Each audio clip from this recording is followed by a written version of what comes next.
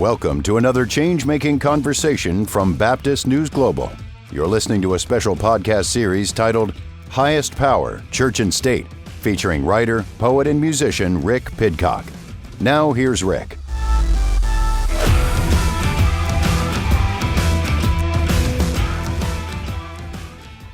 I refuse to watch Bad Bunny's degenerate display, Megan Basham declared on X after Bad Bunny's halftime show performance. President Trump added, "The Super Bowl halftime show is absolutely terrible, one of the worst ever.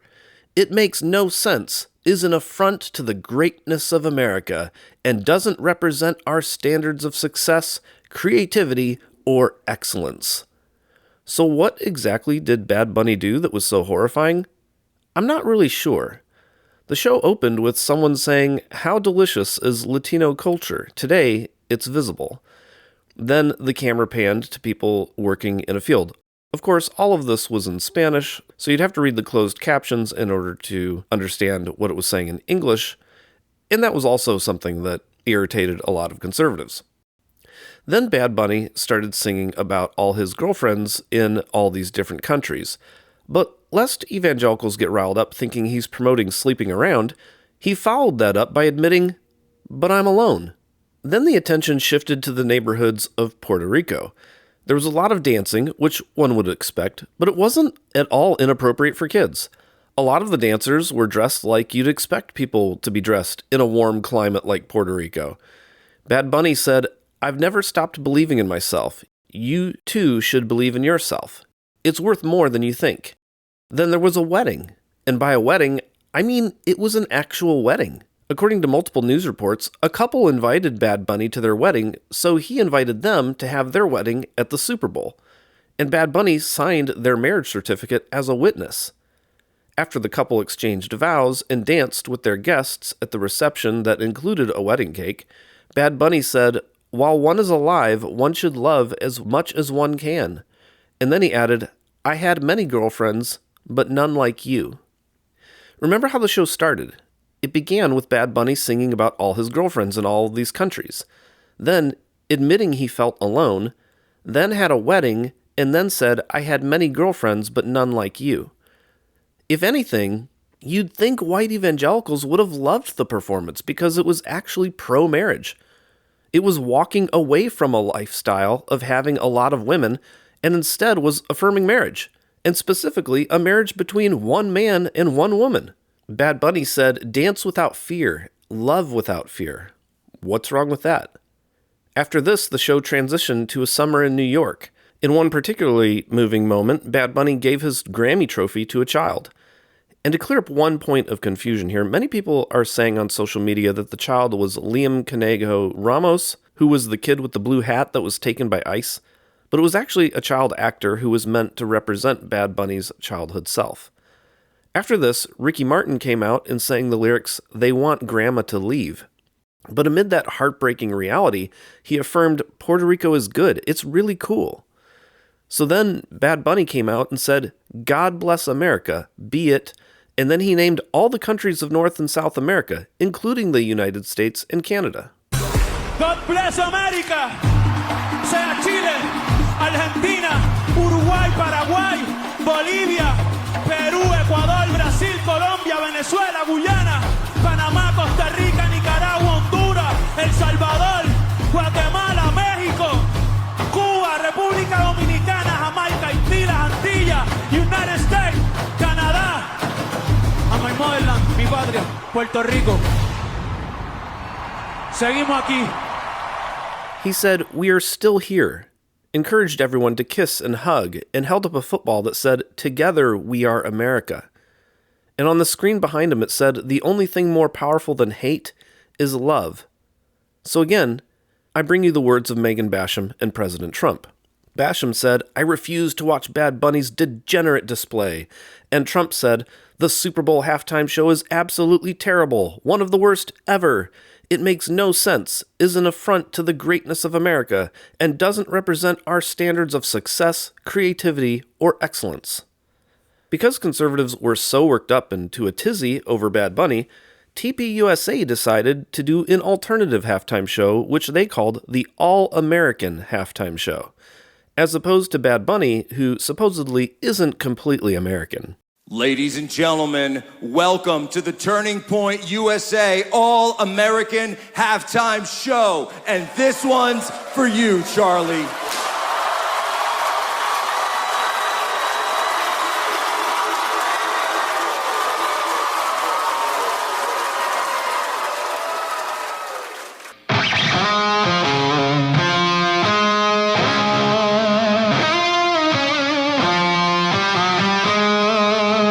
The alternative Super Bowl halftime show opened with the national anthem, which was kind of weird given the fact that it was supposed to be the alternative Super Bowl halftime show because the national anthem was already played at the beginning of the actual Super Bowl. And that wasn't the first sign that what was about to go down didn't make any sense. One could make the case that having an alternative halftime show doesn't make sense to begin with. Given all the spectacle and effort that gets put into the actual NFL halftime show, you'd have to be pretty full of yourself to think you could pull off a competitive product. But arrogance does seem to be a feature of TPUSA. Here was their founder, Charlie Kirk, speaking in a pre-roll video that aired prior to the performance. So we are the only standard of excellence. So we hold ourselves to a higher standard. We don't do mediocre around here. We try to raise the level of excellence because we are constantly trying to push the conservative movement and the country to a place it's never been before. We're building something bigger than you, bigger than me. We're building an experience to help save the country. Turning Point USA is the most important organization in the country, period. Find me another organization that's been able to move millions of people the way that we have, that does the events, that does training. We make history here at Turning Point USA. It's going to be early mornings, it's going to be late nights, but you all get to know that you're doing something rewarding, that is not just, a career and you check the box, but lives will be changed. I mean, how blessed are we that we get to be here celebrating the country and this is our job? Why is it, everybody? Because for us, we hold ourselves to a higher standard. This is not just another DC gig. This is about saving Western civilization. We are the most important organization in the country. You are part of it. It's something bigger than all of us. Charlie Kirk said, "We are the only standard of excellence," and that TPUSA is the most important organization in the country. That's quite a statement. It sounds like Trump saying Bad Bunny didn't measure up to our standards of success, creativity, or excellence. So the bar is pretty high. I think we should be able to expect that TPUSA's alternative halftime show is going to be far more excellent than what Bad Bunny did, right? If we're going to honor them by taking them at their word. Then they played this video about the good news of the gospel going beyond the church walls.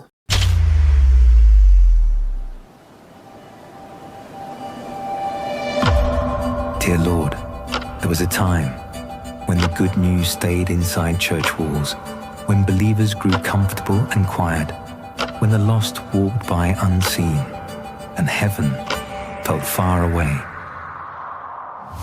In that silence, worldly living was celebrated, truth was ignored, and people faced eternity separated from God.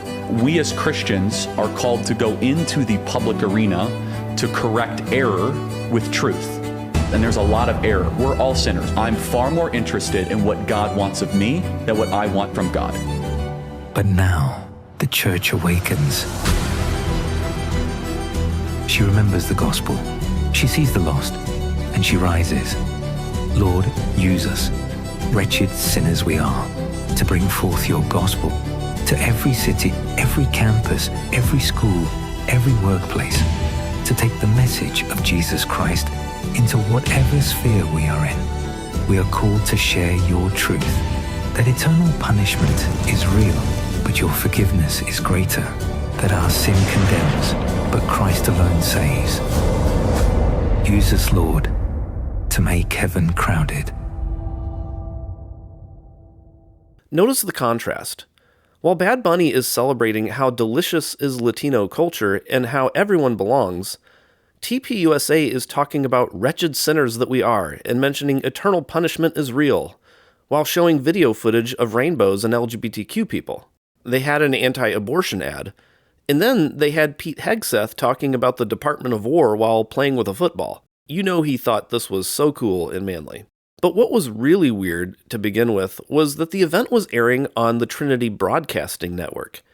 Given the sexually explicit lyrics of Kid Rock, who was headlining the event, and TBN's history of opposing rock music, the idea of Kid Rock playing on TBN was a bit ironic, to say the least. In his song Cool Daddy Cool, Kid Rock sings, young ladies, I like 'em underage. Some say that's statutory, but I say it's mandatory." I mean, what are we even doing here anymore? On what planet does platforming Kid Rock provide a Christian alternative to Bad Bunny? Even if you make it about America, they say America is a Christian nation. And this is who TPUSA chooses to be broadcast on TBN as part of their Revival Fires movement? I'll spare your ears from reading the lyrics of some of Kid Rock's other, more sexually explicit songs. But remember that white evangelicals didn't care when Trump bragged about sexually assaulting women, or when he bragged about walking in on underage girls in dressing rooms, and they support how Trump is handling the Epstein files. So were they going to care about Kid Rock? Franklin Graham posted on X, quote, "Like most Americans, I've enjoyed watching the Super Bowl, but the halftime shows began pushing moral boundaries and have become more and more sexualized. This year, they're having Bad Bunny perform. The NFL leadership is pushing this sexualized agenda. Thank you, TPUSA and Miss Erica Kirk, for providing an alternative, the All-American Halftime Show, with the agenda of celebrating family, faith, and freedom." I figured surely Kid Rock wouldn't be singing his more sexually explicit songs for the halftime show, but come on, that's who the faith, family, and freedom crowd chooses as their headliner, and TBN's just like, cool. I get that you're not going to be able to be a purist if you're putting on an alternative halftime show, but at least don't pick someone who has a song about underage girls. To make sense of all of this nonsense, Eric Skorensky of the Preacher Boys podcast invited me on over the weekend to talk about it. So I'm going to play a few clips of our conversation, which you can hear on the Preacher Boys YouTube channel or podcast feed. In this first clip, Eric asked me how I thought we would have responded in the 1990s to TBN having Kid Rock on. Look, I'm agnostic. I don't have any theological skin in this game, but I grew up fundamental Baptist, and we drew lines in the sand over everything. I remember ratting out my friend for having a Soulja Boy CD in his room. But now I'm seeing conservative Christians flocking to organizations like Turning Point, who are, again, broadcasting Kid Rock on TBN. And I know I've said that several times in this video, but I can't get over how bizarre this matchup is. I'm not the only one who thinks this is weird. While I was creating this episode, I actually reached out to Rick Pidcock, the author of the forthcoming book, Worship Warfare: How the Songs of White Evangelicalism Became the Soundtrack of the Right. One of the first questions I asked him is, what would you think in the 90s if you had heard that TBN was going to be airing Kid Rock? Here's what he said. In the world that I grew up in, we were very much concerned about like the end times as it was coming up on Y2K. And so you'd often hear about the Church of Laodicea, and which is like this church in the book of Revelation, where it's like, oh, it's the church of the end times. They're compromised with worldliness. And so they'll let their guys have longer hair and their girls wear pants, and they'll lower their music standards and movie standards and all that stuff. So I think in the early 90s, we probably would have chalked it up to, oh, this is an example of the Church of Laodicea. And it's so weird now looking back, because now all these people that I thought were such liberals, they're like all a part of MAGA.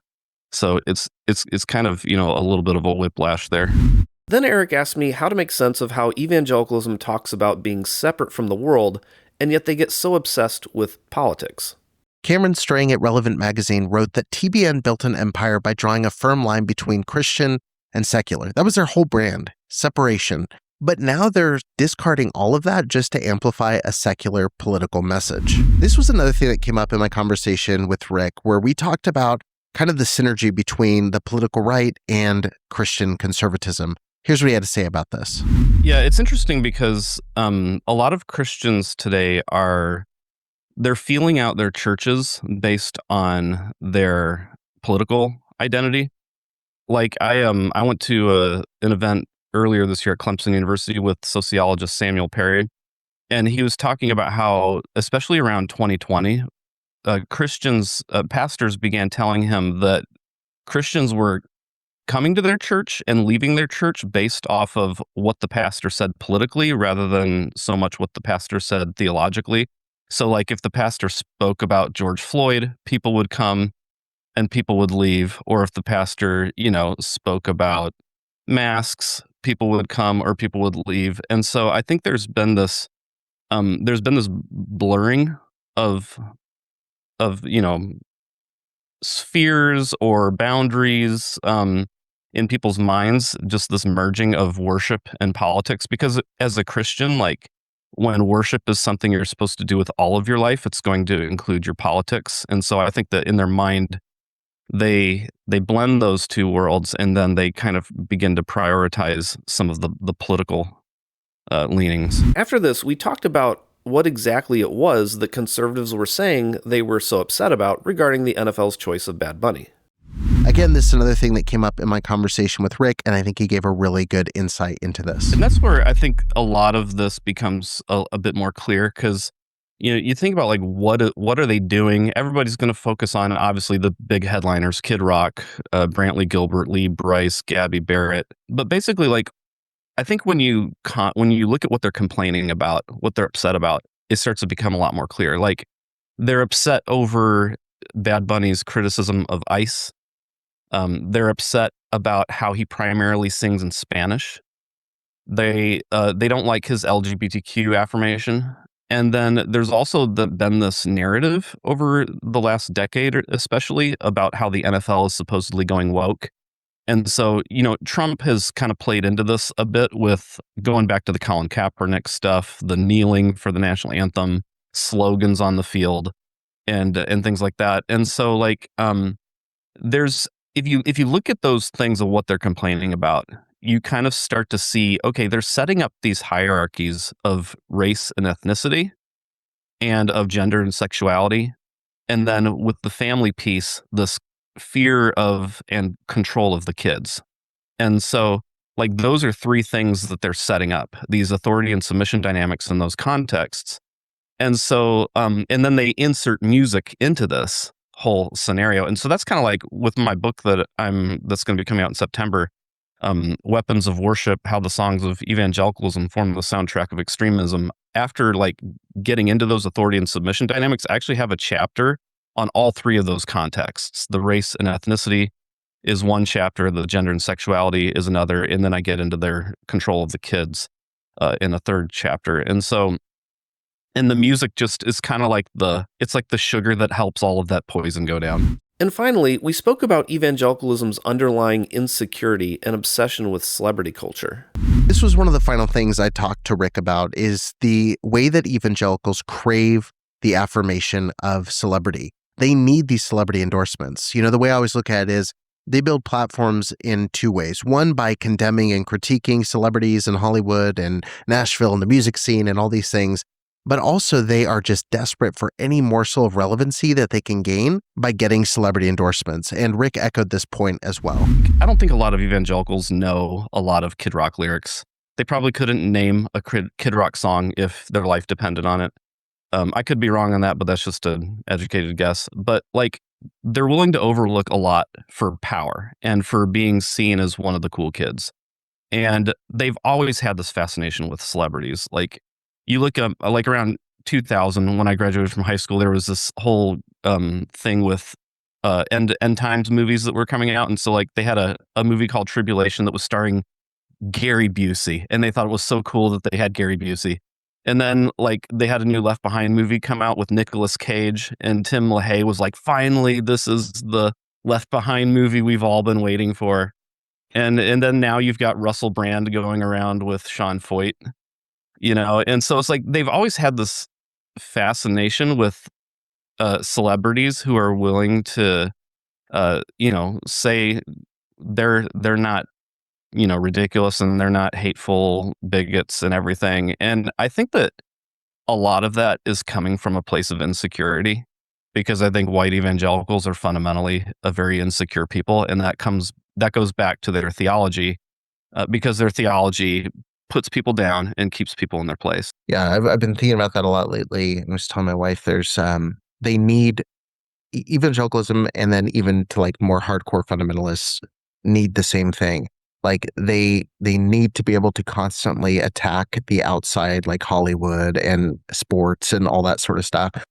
But they also are so desperate to lap up any credibility they'll get from someone. And it's so like the bar is so low for like a conversion story for an athlete or an actor. Mhm. Like they could theologically, like all of a sudden, we're not going, did they read the King James Version and come to this conclusion? It's just like, yeah, we got one, like that kind of inconsistency always stands out to me.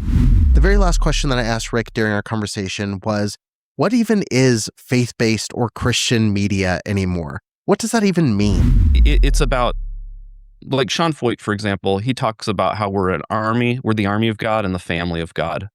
And so there's two pieces to this, where one, like they're an army that's fighting their enemies, demanding that everyone bend the knee, and they're going to dehumanize those who, are below them, and they're going to exile those who won't submit. But they're also a family who has a good father, and they're wanting us to see this brother-sister intimacy that they have. And so you have both of these dynamics at play here. And I think Christian media today is kind of becoming this way to provide both of those. You've got a lot of songs. If you listen to, if you can take it and listen to like an hour of Christian radio or something, you'll hear a lot of violence in the songs. And a lot of like war genocide type language about like taking no prisoners of your sin and stuff like that. It's all like applying the conquest narratives of the Bible. But then you'll also hear all this stuff about how beautiful your father is and everything. And I think Christian music does a great, it's a very powerful tool for doing both of those. Because with music, you have the intensity and the fighting nature of things, but you also have like the intimacy and the beauty, and you've got like this attractive 24-year-old woman, with this dimly lit lights on the stage with this fog machine, and you can project power and intimacy in very real ways that people feel in their bodies, and in ways that they're not even aware that they're being manipulated. So with the race and ethnicity, gender and sexuality, controlling the children priorities, and then the insecurity-fueled obsession with celebrity, notice how the TPUSA alternative halftime show played out. First, it started with Brantley Gilbert singing Real American. Again, the racist undertones are obvious. Bad Bunny and the Spanish-speaking Puerto Ricans aren't real Americans like we are. After that, Gilbert transitioned to Dirt Road Anthem, which included the lines, "Man, this shit is getting old," "Talkin' shit," and "Whip his ass." I thought this was supposed to be family-friendly. This could turn into an explicit labeled podcast, and it's not because of Bad Bunny's performance, but because of the TPUSA alternative Christian performance on TBN. Gabby Barrett was next on stage, and she started singing a song that had the line, "And then I hope she cheats like you did on me." Again, the contrast. Bad Bunny presented a show that featured a wedding, while TPUSA is singing about cheating. And that wasn't the only vice they sang about. Lee Brice came out next and sang "I Belong to the Drinking Class." And of course, he fit in going after transgender people by saying, "If I tell my own daughter that little boys ain't little girls, I'll be up a creek in hot water in this cancel your ass world." And of course, the audience erupted into cheers over that. And again, notice the insecurity and the desire to be liked that I talked about on the Preacher Boys podcast. He's saying, "They say I'm some right-wing devil because I was down south Jesus raised," and mentioned how liberals think I'm a downright hateful monster. He added, "Because I have my morals and a small-town point of view, you assume that you don't like me means I don't like you too. But this has nothing to do with you having a small-town point of view. Bad Bunny has a small-town point of view. In fact, his entire set was a small town. The reason we oppose what you're doing isn't because we hate you due to our paranoia that you hate us. We oppose what you're promoting because you're trying to get grandma to leave," as Ricky Martin sang. "And then you're discriminating against and justifying the murder of those who help the grandma you're pushing around." Brice continued with the theme of alcoholism by singing "Sometimes I drink too much, and you've given me a million second chances." Again, if you're drinking so much that it's leading to your wife giving you a million second chances, then your wife is in an abusive marriage. But maybe things will get better with Kid Rock singing? Nope. Kid Rock came out lip-syncing so bad that he wasn't even holding the microphone to his face at all while his voice blared through the room. Remember how Trump and Charlie Kirk were bragging about excellence. But what was Kid Rock singing? He was singing about topless dancers and G's with the 40s and the chicks with beepers. From what I can gather, these are code words for drugs and prostitution. But don't worry, because after that song, Antonio and Allison Marin came out with their cello and violin.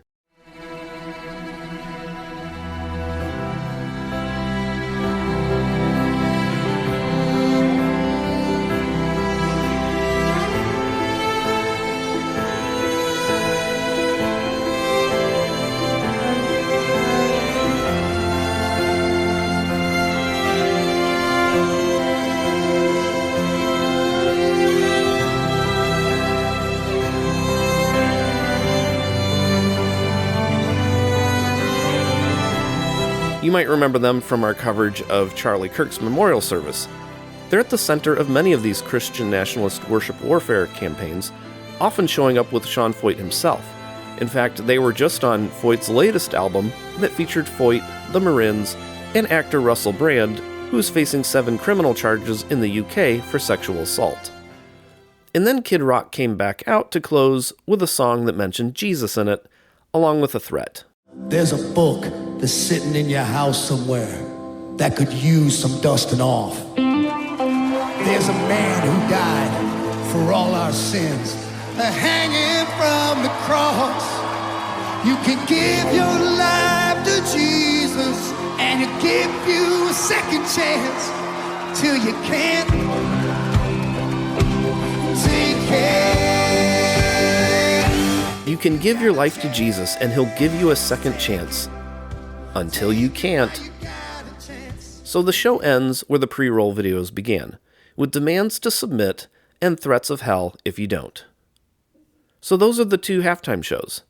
One celebrated all of the Americas, as well as marriage. And the alternative, supposedly Christian and far more excellent one, included lip-synced cussing and lyrics about cheating on your spouse, drinking too much, topless women, and drugs and prostitution. And that second one aired on the Trinity Broadcasting Network. I'll let you decide which one was the Church of Laodicea. That's it for today. Thank you so much for listening. Please like, subscribe, and rate us on your favorite podcast platform. And we'll be back with our 100th episode on Thursday. This has been another change-making conversation from Baptist News Global. The episode you've just heard is part of a special podcast series titled Highest Power, Church and State. Be sure to follow BNG daily at baptistnews.com and subscribe to get notifications about future episodes. Baptist News Global is a national nonprofit news service that is independent, free, and faithful. BNG is supported by readers and listeners like you. Learn more at baptistnews.com. This episode was produced and edited by Mac Bowles of TKG Communications, LLC, Dallas, Texas.